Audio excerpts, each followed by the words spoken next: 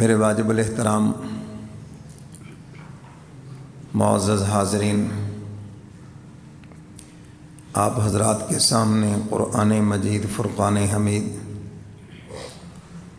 کلام الہی میں سے ایک آیت کریمہ کا حصہ تلاوت کیا ہے۔ دعا فرمائیں کہ اللہ رب العزت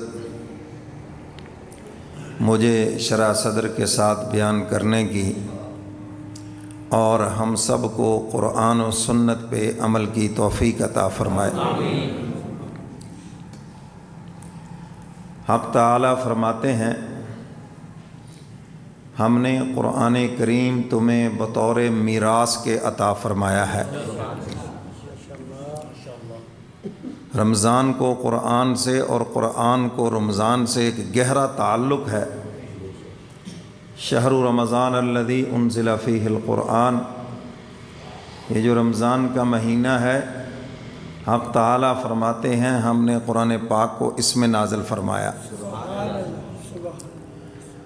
اور پھر خاص طور پر لیلۃ القدر میں اس کو نازل فرمایا۔ تو فرمایا کہ قرآن کریم یہ تمہاری وراثت ہے۔ ہم تو سمجھتے ہیں ہماری وراثت دکان ہے، مکان ہے، گاڑی ہے، بینک بیلنس ہے، یہ تو عارضی وراثتیں ہیں، اور یہ وراثت بھی ایسی ہے جو آپ سے ہم سب سے چھین لی جائے گی۔ حدیث مبارکہ کا مفہوم ہے، حضور علیہ الصلاۃ والسلام نے ارشاد فرمایا، بندہ کہتا ہے میرا مال میرا مال، میرا فلاں میرا فلاں، فرمایا حالانکہ اس کا وہ ہے جو اس نے کھا لیا، پی لیا، ہنڈا لیا،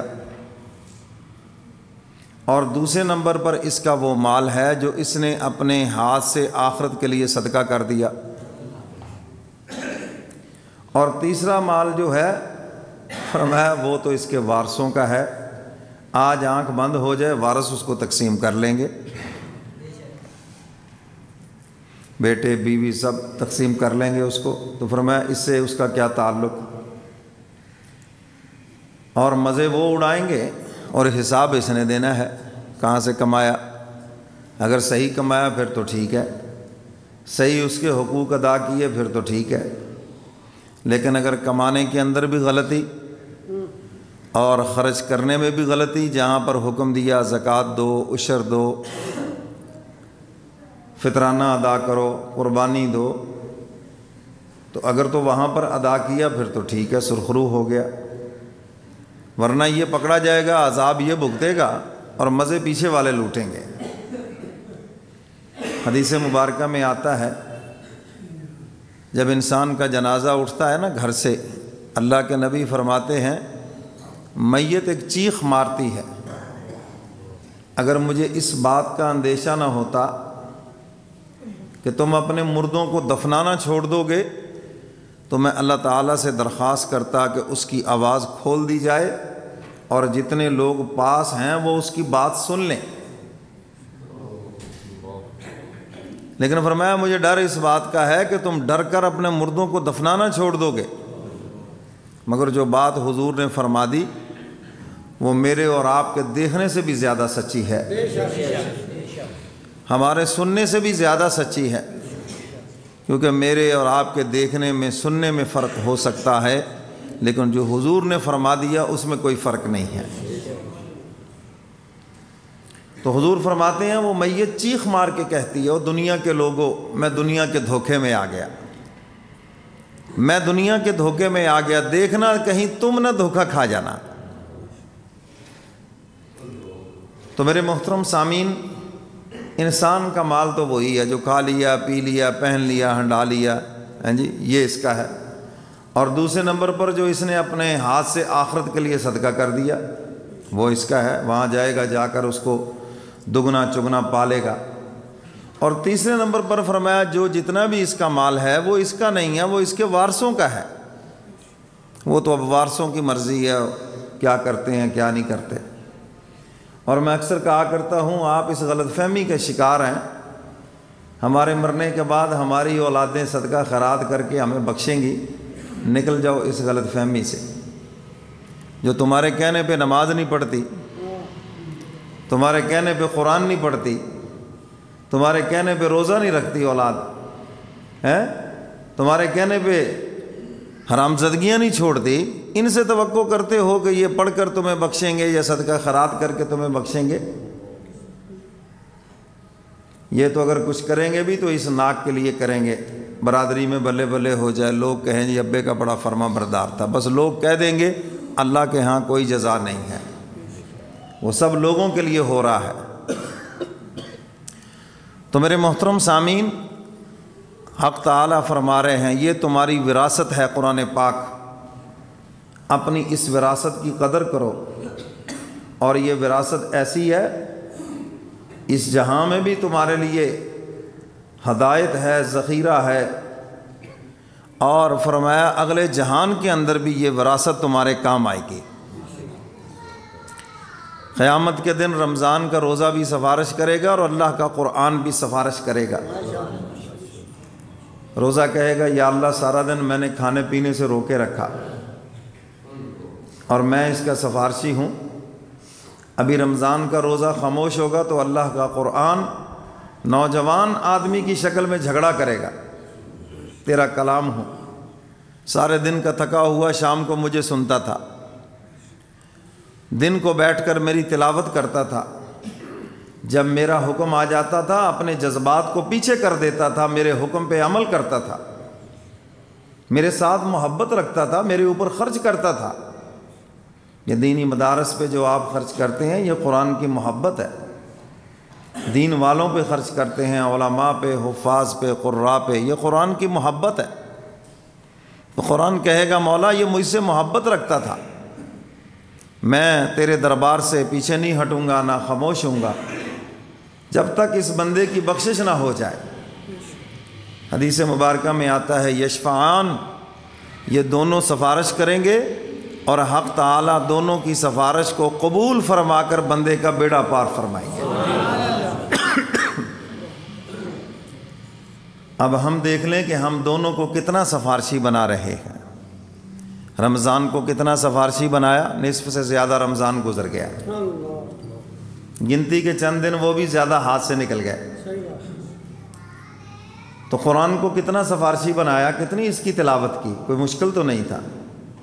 دکان پہ بیٹھ کے تلاوت کرتے، گھر میں بیٹھ کے تلاوت کرتے، برکت ہی برکت ہوتی، اور 70 گنا کے حساب سے تمہیں ثواب ملتا۔ تراویح میں قرآن کی تلاوت سنتے، اور یہ بھی بات ذہن نشین کر لیں، حدیث مبارکہ میں ہے جس کا مفہوم فرمایا جو بندہ قرآن کی تلاوت کرتا ہے اور اللہ تعالیٰ سے کوئی دعا نہیں کرتا، بس تلاوت میں مشغول ہے، دنیا میں فرمایا جتنے ذکر و اذکار کرنے والے ہیں، جتنے بھی اللہ تعالیٰ سے دعائیں مانگنے والے ہیں، خیر مانگنے والے ہیں، حق تعالیٰ جتنا سب لوگوں کو عطا فرمائیں گے، یہ جو قرآن کی تلاوت کرنے والا ہے، تلاوت کی مشغولیت کی وجہ سے اگرچہ کوئی بھی دعا نہیں مانگتا، حق تعالیٰ بغیر مانگے اس کو سب کچھ عطا فرمائیں گے۔ ایک آدمی اب یہ آخری جو طاق راتیں ہیں، اب ان 5 راتوں میں صرف قرآن کی تلاوت کر لے، کچھ نہیں کرتا، وہ عشاء کی نماز پڑھی، تراویح پڑھی، اور 5 راتوں کے اندر صرف اس نے تلاوت کی اور کچھ نہیں کیا، تو شب قدر کا ثواب پا گیا وہ، اور جتنا اجر و ثواب وہ بھی پا گیا، اور جتنی دعائیں لوگوں نے مانگی، جو کچھ ان کو ملا، اس کو بغیر مانگے ہی وہ سب کچھ مل گیا۔ تو یہ معمول بنائیں قرآن کی تلاوت کا، یہ اس وراثت کا حق ہے، ہم اس کے اوپر عمل کریں، اس کی تلاوت کریں، اور قرآن کے ساتھ محبت رکھیں، اور قرآن والوں سے بھی پیار رکھیں۔ حکیم الامت حضرت مولانا اشرف علی تھانوی رحمۃ اللہ علیہ،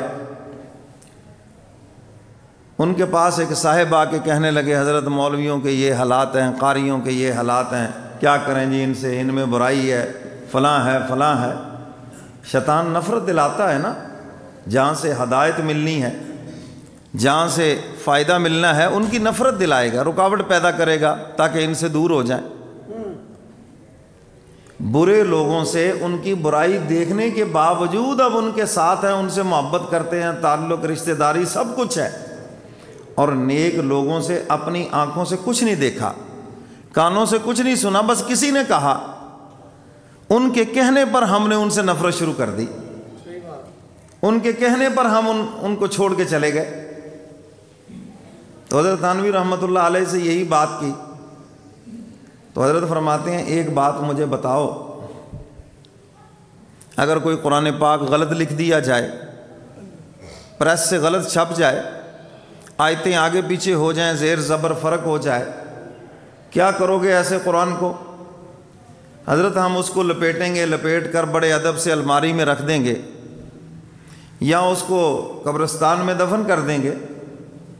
فرمایا کیا ایسے غلط لکھے ہوئے قرآن کو پاؤں سے ٹھوکر مارو گے؟ گالی دو گے اس کو؟ سوال ہی نہیں پیدا ہوتا ہے، ایمان سے خارج ہو جاؤ گے۔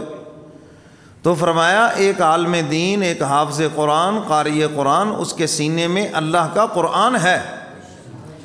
اور اس کی عزت، احترام اور محبت اس قرآن کی وجہ سے ہے۔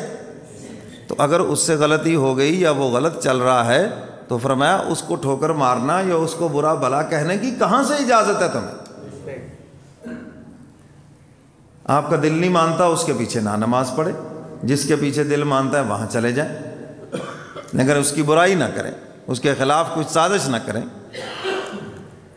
تو ہمارا امت کا،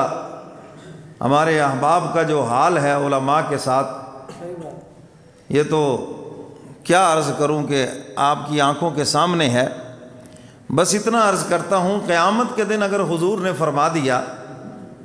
کہ ظالموں مجھ سے محبت کا دعویٰ کرتے تھے اور میرے وارثوں کے ساتھ یہ تم نے رویہ رکھا، العلماء ورثۃ الانبیاء، علماء انبیاء کے وارث ہیں، حضور فرمایا بھی مجھ سے تو محبت ہے، اور جو میری روحانی اولاد ہے، جو میرے وارث ہیں، علوم نبوت کے وارث ہیں، ان سے تمہیں نفرت کیوں تھی؟ وہ تمہیں برے کیوں لگتے تھے؟ ان کے ساتھ تمہارا رویہ ایسا کیوں تھا؟ تو دیکھ لیں کہ پھر اس کا کیا ہمارے پاس جواب ہے۔ تو میرے محترم سامعین، معاشرے کے اندر کم از کم ہمارے جو دیندار طبقہ ہے، ان کے دلوں میں تو احترام ہونا چاہیے۔ حضور فرما رہے ہیں جس نے کسی عالم سے مصافحہ کیا ایسے ہی ہے جیسے میں محمد سے مصافحہ کیا صلی اللہ علیہ وسلم، جس نے کسی عالم پہ خرچ کیا ایسے ہی ہے جیسے میرے اوپر خرچ کیا۔ اس سے بڑھ کر اور کیا اعزاز ہے؟ آج مسلمانوں کے ہاں قرآن کی ڈگری چھوٹی ہے اور انگریز کی ڈگری بڑی ہے۔ کیوں جی؟ ایم اے پاس ہے جی، یہ تو فلاں ہے، اچھا جی یہ قرآن پڑھا ہوا بس یہی ہے۔ یعنی ہمارے نزدیک مسلمانوں کے ہاں قرآن کی ڈگری ہمارے نزدیک چھوٹی ہے، حالانکہ سب سے بڑی ڈگری تو قرآن کی ڈگری ہے۔ اور یہ اعزاز تو حضور عطا فرما گیا، خیرکم من تعلم القرآن وعلمہ، بہترین وہ ہے جو قرآن پڑھنے والا ہے یا قرآن پڑھانے والا ہے۔ حضور نے یہ نہیں فرمایا کہ ڈاکٹر بڑا بہتر ہے، طبیب بڑا بہتر ہے، انجینئر بڑا بہتر ہے، پروفیسر بڑا بہتر ہے، نام نہاد یہ مذہبی سکالر بڑا بہتر ہے، نہیں، فرمایا عالم دین حافظ قرآن یہ بہتر ہے۔ تو میرے محترم سامعین، قرآن سے بھی محبت ہو اور قرآن والوں سے بھی محبت ہو۔ تو حق تعالیٰ فرماتے ہیں یہ تمہاری میراث ہے، اپنی وراثت کی قدر کرنا، اپنی میراث کی قدر کرنا، ضائع نہ کر دینا اس کو۔ فرمایا ثم اورثنا الکتاب الذین اصطفینا من عبادنا، حق تعالیٰ فرماتے ہیں ہم نے قرآن کریم تمہیں بطور میراث کے عطا فرمایا ہے، اور فرمایا ہم نے یہ دیا بھی چنے ہوئے لوگوں کو ہے۔ ثم اورثنا الکتاب الذین اصطفینا من عبادنا، نصطفینا من عبادنا، اپنے بندوں میں سے جن کو چنا ان کو قرآن کی دولت عطا فرما دی، انہیں عالم بنا دیا، حافظ بنا دیا، قاری بنا دیا۔ سارے لوگ اگر حافظ قاری عالم بننا چاہیں بھی تو نہیں بن سکتے، یہ پکی ٹھکی بات ہے۔ اور یہ ہے بھی فرض کفایہ، امت کے کچھ لوگ عالم بن گئے، کچھ حافظ قاری بن گئے، سب کی طرف سے فرض ادا ہو گیا، لیکن سب کا کام ہے اپنی ذمہ داری نبھانا اور اس سلسلے کو آگے تک چلانا۔ تو فرمایا یہ چنے ہوئے لوگ ہیں، منتخب لوگ ہیں، جن کو ہم نے علم دین دیا ہے، جن کو ہم نے یہ قرآن کی دولت دی ہے، یہ چنے ہوئے لوگ ہیں، یہ عام لوگ نہیں ہیں۔ حق تعالیٰ نے جن کا انتخاب کیا ہے اور ان کو قرآن کی دولت عطا فرمائی ہے، یہ عام دولت نہیں، یہ بہت بڑی دولت ہے۔ تو فرمایا کہ قرآن کریم کے جو وارث ہیں یہ 3 قسم کے لوگ ہیں۔ اللہ تعالیٰ نے تینوں کا تذکرہ کیا۔ فرمایا ایک تو وہ طبقہ ہے،